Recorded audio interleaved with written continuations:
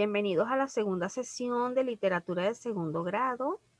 Vamos ahí esperando que los estudiantes vayan ingresando a la plataforma. Vamos a dar un tiempo.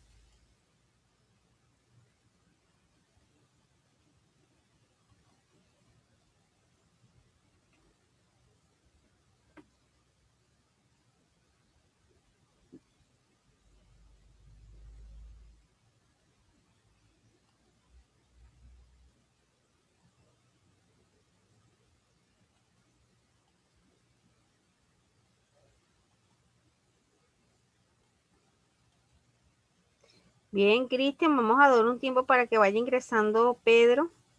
Mientras tanto, voy buscando los archivos correspondientes para que puedan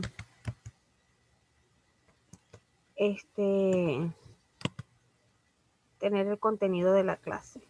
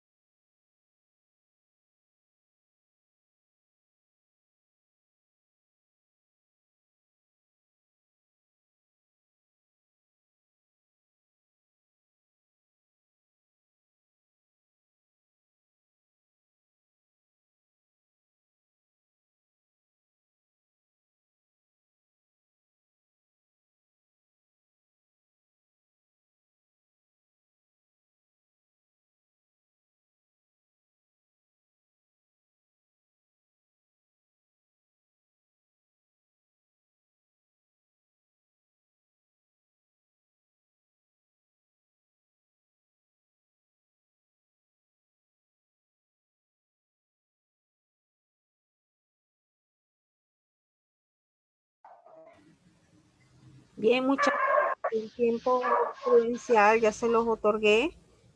Vamos a desactivar los audios, por favor. Vamos a compartir pantalla porque estábamos dando un tiempo prudencial para que ingresara otro estudiante más a manera de no repetir siempre la misma información. Ahora bien, estuvimos en la primera sesión dando la introducción a lo que es la asignatura. Ahora bien, muchachos, vamos a lo que es la presentación de los demás contenidos de literatura. Y por acá les voy a hacer la presentación en archivo PDF un momento, de lo que son los contenidos que vamos a dar en este ciclo. Vamos a esperar que abra la presentación PDF.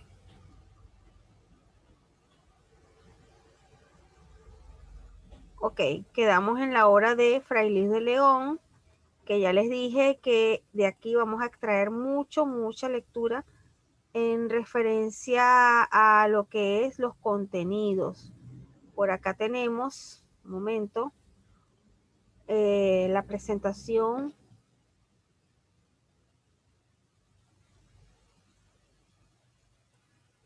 de lo que es el Lazarillo de Tormes. Chicos, esta presentación es muy buena porque hace referencia mucho a lo que es eh,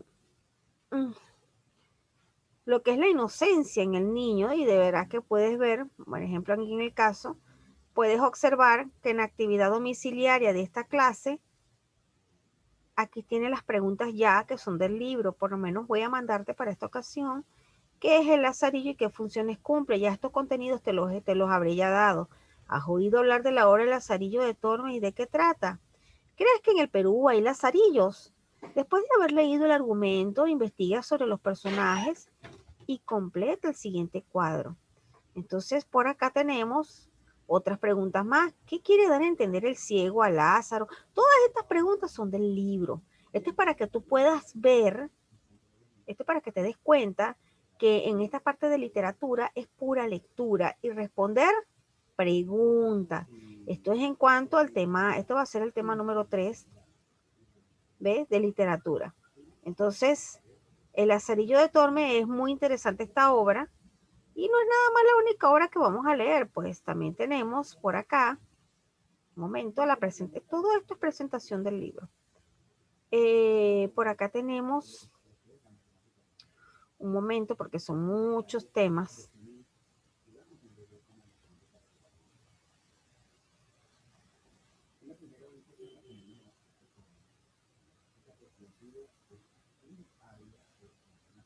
Tenemos lo que también en el libro vamos a tratar acerca del Renacimiento, ¿ves?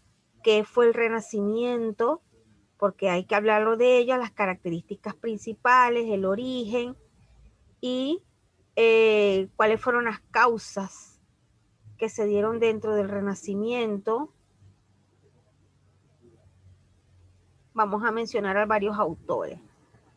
Entonces, no podemos dejar de hablar de esta grandísima obra que se desarrolla aquí en el Renacimiento. De hecho, muchachos, vamos a iniciar de una vez con lo que es el tema número 1 de lo que es el Renacimiento, porque vamos a hablar, pero en el aspecto de la literatura. El Renacimiento fue un movimiento artístico, pero no es nada más a nivel de la pintura, sino también influyó a nivel de la literatura. Entonces, en el tema de hoy de la clase, vamos a iniciar con el Renacimiento. Ojo, para esta ocasión no voy a dejar actividad domiciliaria, porque es un intro que vamos a dar. Entonces, vamos a comenzar hablando del Renacimiento y a medida que vayamos avanzando, vamos entrando más a los temas. Pero, Miss, ¿qué será el Renacimiento? Yo lo he escuchado. Bueno, fue un movimiento artístico, cultural, muchachos, que tuvo lugar en la Europa Occidental durante los siglos, mira aquí, 15 y 16. ¿Te recuerdas, Pedro, cuando me preguntaste sobre el significado de esto, cómo se leía? Bueno, también les recordé en la clase que les di ahorita en la primera sesión, en la inducción, mejor dicho, porque fue una inducción, que la mayoría de los libros, de las grandes obras, se escribieron a partir del siglo XV. Claro, de las grandes, no estoy diciendo que todas. Hubieron muy buenas obras que estaban antes de este siglo, pero la mayoría como que tuvo una inspiración a partir del siglo XV. Aunque se proyecta principalmente sobre el arte de la Edad Media, el Renacimiento también afectó el pensamiento de las personas, la ciencia y la cultura que coinciden con el principio de la Edad Moderna. Es por ello que se considera el periodo de transición entre la Edad Media y la Edad Moderna. Aquí me comí la A, pero son cuestiones ya de errores humanos. Entonces, esto afectó el pensamiento, este movimiento cultural afectó no nada más en la pintura, porque se creía que el Renacimiento más que todo iba hacia la parte de la pintura, pero no, afectó todo lo artístico, incluyendo la forma de pensar de las personas, la ciencia y la cultura que se daba en este entonces. Y es por ello que se consideró el periodo de transición entre la Edad Media y la Edad Moderna. De hecho, en la Edad Media eh, se habló de las cruzadas, ¿ves? Y entonces, en medio de esas cruzadas, de eso, hubieron grandes escritores que también realizaron grandes obras en relación a las cruzadas. Entonces, a partir de este siglo comienza, como que se dice, una revolución. Vamos a dejar la Edad Media por una nueva edad, un nuevo pensamiento, cero pensamientos obsoletos, cero tener teléfono básico, ahora todo vamos a tener Android, vamos a tener iPhone. ¿Y quién no quiere un iPhone? Bueno, yo no. Entonces, a grandes rasgos, este movimiento consistió en una ruptura de las estructuras y corrientes establecidas. El enfoque cultural dejó de ser teocéntrico y pasó a ser antropocéntrico, es decir, comenzó a tomar como punto de partida el humanismo. El hombre pasó a ser el centro de la vida y se ubicó a sí mismo en primer plano. Entonces, en cuanto a este movimiento, en Edad Media, más que todo, las escrituras iban, las obras iban, más que todo, eran muy religiosas las obras, más que todo se hablaba de Dios, del ser vivo, de lo bonito, pues, de las cosas bonitas que hace Dios en la vida, pues. Se exaltaba la naturaleza, ¿ve? Pero, por eso que se llama teocéntrico. Pero llegó al punto de que, ok, vamos a dejar de ser tanto dados a Dios y ahora vamos a irnos hacia más al humano, al ser humano. ¿Ves? Por eso es que dejó de tomar en cuenta esto para partir del humanismo, es decir, pasó a ser el centro de la vida y así se ubicó en primer plano, es decir, que todas las obras fueron más que todo destinadas al hombre. Ahí es cuando se habla de que sí del amor, que sí de Romeo y Julieta, que sí el caballero que lucha por la doncella, ¿ves? Ahí se empezó a dar ese enfoque más hacia el hombre. Eso fue en el Renacimiento, porque en lo que fue la Edad Media todo iba dirigido hacia Dios. Pero llegó un momento en que la gente decidió cambiar y por eso es que se le llama renacimiento. Cuando usted renace, usted dice, ay, volví a renacer, ¿ve? O volví a nacer, bueno, volví a renacer.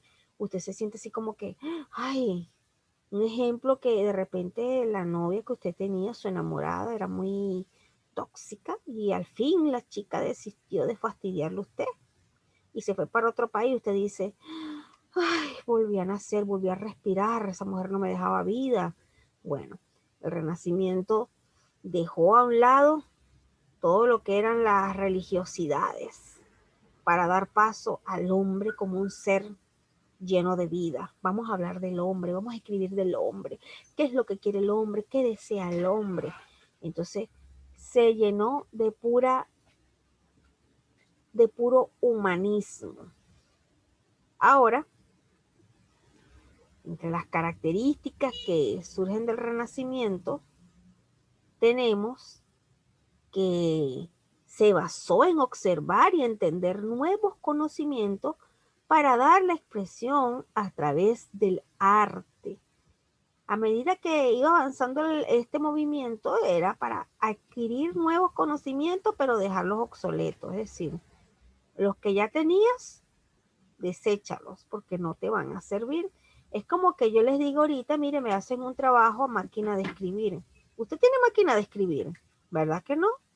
Ya eso es obsoleto. Sí las hay, porque no lo digo, sí las hay, pero ya no es como el instrumento para poder hacer, la herramienta para poder hacer todos los trabajos, porque ahora tenemos las computadoras, las laptops, las tablets, hasta los mismos teléfonos. Entonces, cuando hay nuevos conocimientos, ya los otros los dejamos a un ladito, pues, porque nos vamos a dedicar a conocerlos, pues. Es como cuando usted tiene un teléfono que se lo regala. Imagínese que le toquen ahorita la puerta de su casa y le digan que le regalaron el iPhone 12. ¿Usted qué va a hacer? Aparte de saltar de alegría, emocionarse y contárselo a todos sus amigos. Usted se dedica a revisar las funciones que tiene este teléfono, a ver qué más tiene, si es buenísimo, eh, instalar el WhatsApp, ver las cámaras, si tiene buena resolución, porque ya el telefonito que tú tenías antiguo lo vas a desechar, ay, se lo vas a regalar a otra persona, porque ya tienes uno nuevo y te vas a dedicar a explorarlo. Entonces, de esta misma manera surgió el Renacimiento, a manera de explorar. Le otorgó protagonismo a la figura humana, la cual fue expresión del movimiento humanista. Entonces, recuerden que ahorita les acabo de comentar que en la Edad Media era más que todo obras religiosas, más que todo Dios, pero con el Renacimiento es como que el hombre vuelve a renacer, vuelve a surgir, vuelve a nacer con ideas nuevas, ideas frescas. Entonces, dejando a un lado la religión, utilizó la ciencia y la razón para buscar explicaciones naturales y sociales. Entonces, este es el primer tema que yo siempre considero importante iniciar en literatura. De repente usted me dirá a mí, pero no es el primer tema del libro, pero es el más esencial que ustedes deben conocer, porque a partir de aquí es que comienzan las grandes obras que nosotros vamos a leer. De hecho, si te fijaste, cuando surgió el Renacimiento, te puedes dar cuenta que aquí, vamos a utilizar mi lapicito que me gusta, siglo XV y siglo XVI. Ahora me voy para mi PDF y les voy a preguntar, Fray Luis de León, ¿cuándo escribió esta obra? Vida retirada. Míralo. Ah, un momentico. Ya va, muchachos.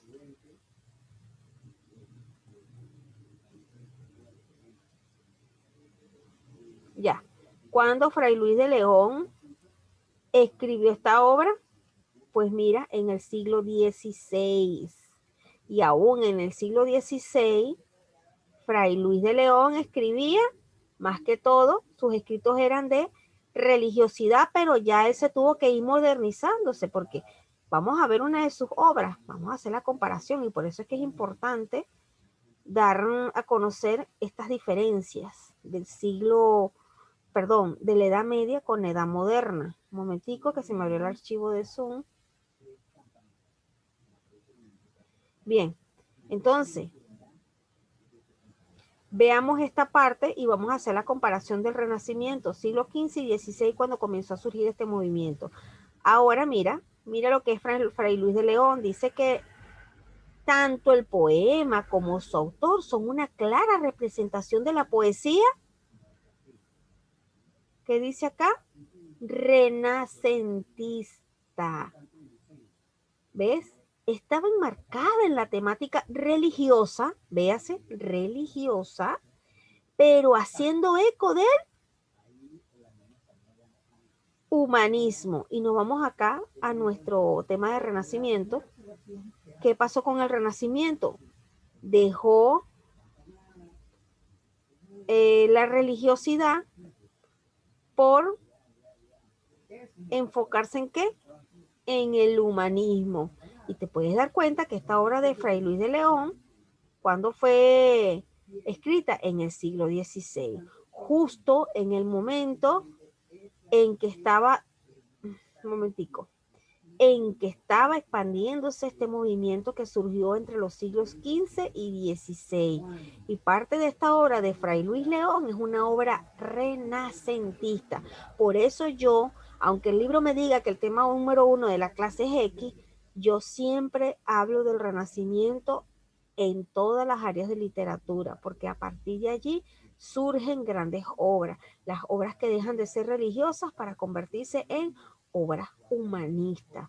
Ahora entiendes el por qué parto con el primer tema del Renacimiento. Ahora si te das cuenta, este señor Fray Luis de León, vamos a ver dónde es que escribí, él sí redactaba sus obras religiosas porque él de por sí era una persona teóloga, conocedora de la Biblia, religiosa. Y por favor, no vayas a pretender de que deje la religiosidad y se meta al humanismo de un solo golpe. No, eso fue un proceso. Entonces, sin embargo, aunque él sacó el Cantar de los Cantares, que era un libro más que todo que fue hecho por la petición de su prima y una monja, ¿ve? Él lo hizo, y más que todo el Cantar de los Cantares, si usted busca una Biblia católica, la que sea, bueno, católica o la Biblia que yo conozco comúnmente, que ponen en todos lados, la Reina Valera, hay un libro que se llama El Cantar de los Cantares, una Biblia dedicada, es un libro dedicado a la mujer. Luego tiene La Perfecta Casada, y esta obra la escribió para su sobrina, quien se iba a casar. Y era bueno que este libro las tuviesen todas las mujeres que se casaran, porque era un libro que enseñaba los principios que debe tener una mujer casada. ¿Ve? Figúrate que él mezcla la religiosidad con el humanismo. Él lo hizo muy bien. Él fue un exitoso autor, a pesar de que sus obras eran religiosas, él mezcló ambos, la religiosidad con lo humanista. Entonces él redacta este libro de La Perfecta Casada porque se iba a casar su sobrina, y de hecho esta obra fue considerada el manual de toda mujer cristiana que se iba a casar. Ay, cura, me voy a casar. De una vez tome su manual, La Perfecta Casada. Todo lo que está allí es lo que usted tiene que hacer. Eso era así en ese siglo. Entonces, también escribió la exposición del libro de Job, que eso lo puedes conseguir tú en la Biblia. Véase cómo él introduce la religiosidad y el humanismo. Él habla de la religiosidad, pero también habla de Job, de todo lo que tiene que ver con la vida de este hombre. Y también tenemos de los nombres de Cristo. ¿Ve? Entonces, por último, tenemos también Vida Retirada. ¿Ve? Que él aquí en esta Vida Retirada mezcla un poquito la religiosidad con el humanismo. Pero volviendo al tema del Renacimiento, te hice la presentación de lo que fue la obra de Luis Fray, porque cuando nosotros vamos a literatura es bueno conocer cada movimiento. Y el primer movimiento, que para mí es uno de los más pioneros, es el Renacimiento, porque es el que hace que salgamos de la religiosidad para irnos a lo más humano, lo más humanista posible. Y por aquí surgieron grandes obras, hasta la última del Lazarillo de Tormes, que es una obra demasiado espectacular. Pronto la van a leer y sé que les va a gustar. Entonces, volviendo entre las características, le otorgó protagonismo a la figura humana, la cual fue expresión del movimiento humanista. Como les dije, este movimiento renacentista hizo como que el despertar del hombre. ¡Wow! ¿Qué pasó aquí? Es un nuevo movimiento que hay, una nueva corriente. Excelente. Entonces eso llenó de inspiración a los poetas. Estamos hablando de algo nuevo, novedoso, motivo de inspiración, y es que hasta la ciencia estuvo metida en este cambio. También destacaba este movimiento los valores éticos de la libertad, justicia, amor, respeto, solidaridad y honor. Entonces, él se enfocaba en muchos aspectos de este movimiento. Y es que me va a decir usted que nunca ha leído una novela y que le guste esas novelas de amor. Porque déjeme decirle que las novelas que usted ve en televisión también son novelas de escritores, eso son escritas, son guiones, ¿ve? Donde, claro, ahí son un poquitico más así dadas a la época, pues. Que si el amor, que si la pobre, que se enamora del rico. Nunca he visto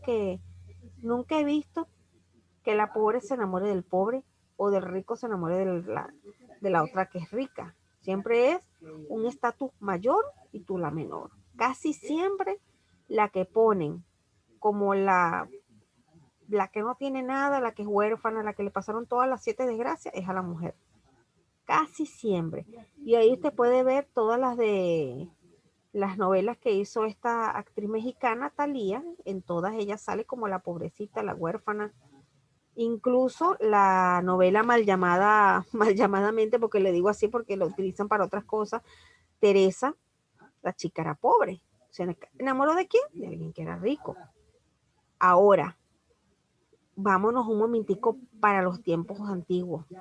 ¿Cómo era el estatus social de Romeo y de Julieta? ¿Quién era pobre? ¿Quién era rico? Esa es la pregunta, ¿ves?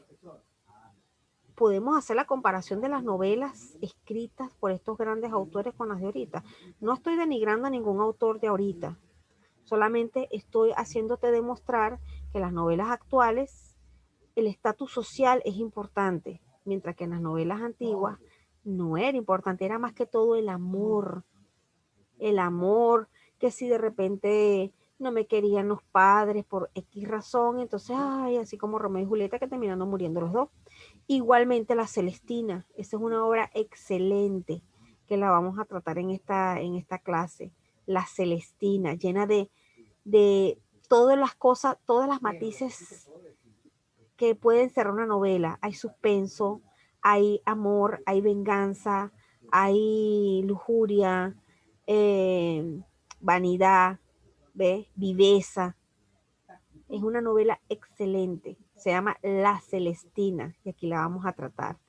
Entonces, eh, a través de él surgieron grandes artistas de la historia de la humanidad. Y es verdad, muchachos, a partir de este momento en que surge el Renacimiento, hubieron nuevas personas. Imagínense, estamos ustedes dos, y ustedes dos están conmigo en ese momento que surge el Renacimiento, pero yo soy una escritora que vengo de la Edad Media. ¿Ves? Mis temas son más que todo así como los de Fray Luis, pero ustedes nunca han escrito.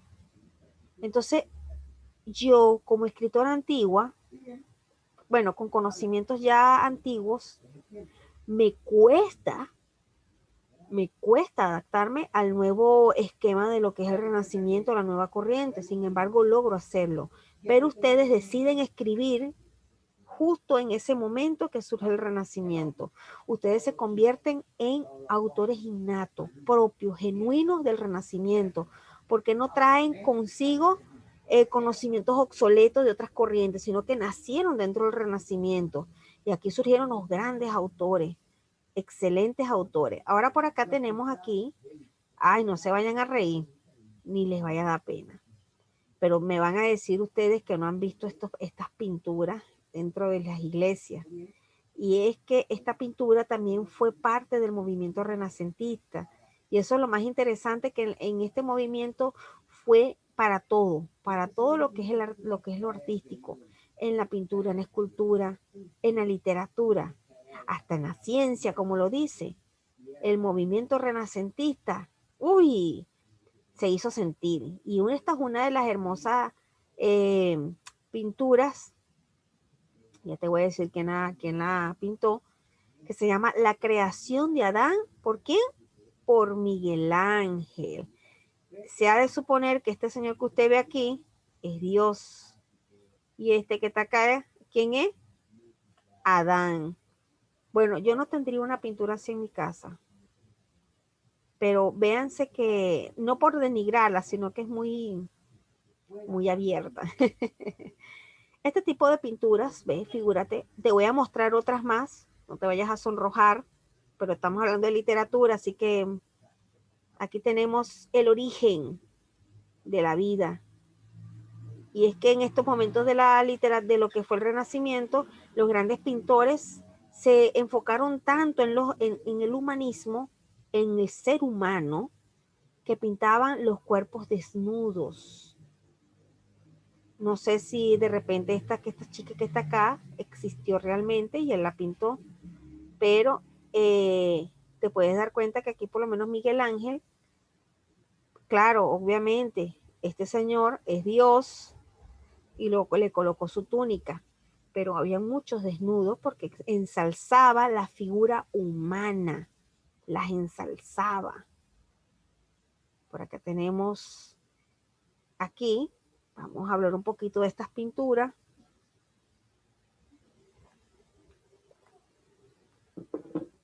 Y es que su origen se remonta a Florencia, Italia, en el año de 1400, en donde gestó una intención de transformar y evolucionar el arte en Europa, el cual que para este momento conservaba el estilo medieval. Estamos hablando del Renacimiento. De esta manera, el arte renacentista dejaría de presentar en sus obras tan solo el material religioso y comenzaría a plasmar el arte en torno al ser humano, a sus deseos, sentimientos y deleite. Este movimiento artístico generó un nuevo abanico de estilos, tales como la creación de retratos, las obras al desnudo y los cuadros de mitologías y paisajes. ¿Te das cuenta? Dejaron la religiosidad a un lado y se enfocaron más en el ser humano. Imagínense que usted y yo fuéramos pintores de esa época. No me quisiera imaginar yo pintando gente desnuda. Entonces, pero también surgió el momento en que la economía también se levanta porque los grandes pudientes, la gente de plata, querían que los retrataran porque querían exhibir en sus casas, en sus mansiones, los retratos familiares. Y déjeme decirle que hacer una fotografía en ese tiempo como que estaba como que un poquito difícil, ¿no? Y lo mejor era retratar. Y los pintores a veces no tenían el material. ¿Y ustedes saben lo que hacía la gente de plata? Le decía, mira, yo quiero que me pintes. Ay, pero, dice Cristian, ay, pero es que no tengo los materiales adecuados para pintar, o la acuarela, el pincel, pelo de Marta. Y viene la familia y le dice, yo te voy a dar todo, todos los materiales, te los voy a regalar, pero no me cobres. ¿Qué hizo Cristian? Aceptó. Claro, un negocio, me compras todo, yo te los pinto y aparentemente todo salió gratis. Pues no, a usted le compraron los materiales. Entonces, muchos pintores acá se empezaron a desarrollar por estas ayudas, vamos a decirlo así, de no poseer materiales. Bueno, la familia rica como quería que los pintaran, con buenas pinturas, les compraban los materiales para que lo hicieran y ellos se quedaban a la final los pintores con el material y esto les ayudaba a generar ingresos. Ahora, las causas. ¿Cuáles fueron las causas del Renacimiento? Bueno, la expansión cultural gracias al surgimiento de nuevas universidades durante el siglo XII, se lee XII, también la llegada de grandes sabios y pensadores griegos a Italia a raíz de la caída de Constantinopla. La invención de la imprenta permitió la rápida expansión de los ideales renacentistas. Estas fueron las causas que se prestaron para lo que fue el movimiento renacentista. Hubo una expansión del humanismo que quería descubrir, estudiar y venerar a quién, al hombre en su máxima expresión. La riqueza de la burguesía, la cual permitió el financiamiento de nuevos artistas. Esto es de lo que te estaba hablando, ¿ves? Del financiamiento de los nuevos artistas. ¿Ve? Era el momento. Esto fue lo que, es como decir, lo que permitió suscitarse después del Renacimiento. Es decir, que una vez que surge el Renacimiento, hay una expansión cultural. Se empieza a hablar de Renacimiento por todos lados. Sí, ya nos quedan 6 minutos, muchachos, para terminar la segunda sesión. La llegada de estos grandes sabios, la gente se empezó a inspirar sobre la llegada del Renacimiento. ¡Wow! Pero qué movimiento tan espectacular, tan lleno de, de vigor. Entonces, el Renacimiento aprovechó el ímpetu del hombre y lo trasladó al desarrollo de las ciencias y la modernidad. El humanismo, primero, había sembrado las bases para que el hombre se colocase y pensase como un ser intelectual y capaz de realizarse a través de las artes y la ciencia. Ambas corrientes se formaron en torno a las capacidades del ser humano en cuanto al arte, la filosofía y la ciencia. El Renacimiento aplicó las capacidades humanas directamente sobre el campo intelectual y artístico. En definitiva, el Renacimiento, en conjunto con el humanismo, determinaron una nueva concepción del mundo y del hombre. Entonces, el enfoque que le dio el Renacimiento a la vida, que ya existía, fue un enfoque más humanista, una nueva manera de ver al hombre como un ser artístico, un ser que puede ser utilizado para la inspiración. Y entre ellos tenemos a estos autores, a Sandro Botticelli, puesto pintor italiano nacido en Florencia, y su obra es considerada un exponente máximo de la gracia lineal en las pinturas del Renacimiento. Una de sus grandes obras es El nacimiento de Venus y la primavera. ¿Y tú sabes quién es Venus y la primavera? Por aquí te la tengo. Aquí está. Aquí tienes a la hermosa chica. Luego tenemos a Questo Leonardo da Vinci, pintor, arquitecto, urbanista, escultor, filósofo, ingeniero, inventor, músico, poeta, anatomista, botánico, paleontólogo y destacado por su conocimiento de la ciencia. Es decir, que si usted creía que Leonardo da Vinci era un simple pintor, déjeme decirle que el hombre, todo lo que hacía, desde la pintura hasta la paleontología. Era un genio universal y de los artistas más exitosos de todos los tiempos. Y una de sus grandes obras es conocida como La Gioconda. Y es esta que usted puede ver aquí. Según dicen las malas lenguas, que la mía la repite, que esta obra refleja el rostro de él. Es el rostro de él. Otros dicen que, bueno, no lo quisiera decir aquí, pero que él tenía una cierta inclinación al mismo género y según dicen los críticos, que este pudiese ser el rostro de uno de sus compañeros, vamos a decirlo así. Hay un dilema en esta pintura, pero esta es una hermosa pintura que él hizo y de hecho yo llegué a tener una réplica de esta pintura y la teníamos en la sala y créame que para mí era un poquitico tenebrosa porque sentía que me veía. Y es que es una característica de esta pintura que uno siente que para donde tú te muevas te está viendo. Esta es una de las pinturas de Rafael de Sanzio llamada Las Vírgenes. Bien, muchachos, hasta aquí la clase porque nos quedan 2 minutos para terminar. La clase termina, recuerde que nuestra clase termina a las 10:20. Quedan 2 minutos. Entonces, hoy hicimos para todos los estudiantes que no están presentes y los que están presentes, hicimos la presentación de la literatura de segundo grado, con lo que vamos a trabajar este ciclo, la manera que vamos a evaluar, nuestros horarios, inquietudes, dudas, y tratamos el primer tema que considero que es importante, hablar del Renacimiento. Entonces, no voy a dejar evaluación para esta clase, pero para la próxima sí vamos a tener full evaluación. Entonces, no te preocupes, todavía tienes chance de comprar tu cuaderno, acomodarlo para hacer tus actividades domiciliarias que a partir del próximo domingo te voy a dejar. Entonces, muchachos, hasta aquí nuestra sesión de clase. Mantengo el mismo número. ¿Cuál es mi número? Voy a apuntarlo acá para los estudiantes que no me ven. 998-199-571. Vamos a ver qué me dice mi compañero Cristian, que él siempre participa, igual que Pedro. Ya voy, Cristian. O Pedro, vamos a ver, de repente es Pedro. No, Cristian, no comprendiste bien lo que yo me referí, las actividades domiciliarias.